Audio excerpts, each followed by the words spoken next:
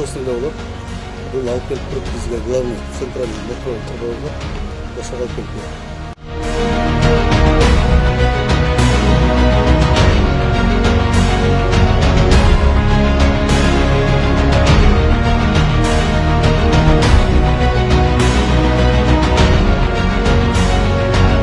Ангарды куруп атабыз. Бардыгы жалпы суммасы 131 миллион сом болуп атат. Калган акчасы кандай кеткен? Калган акчасы ошо бул жерде резервуарлар, сливочный резервуарлар бар, бул жерде таза суу бар.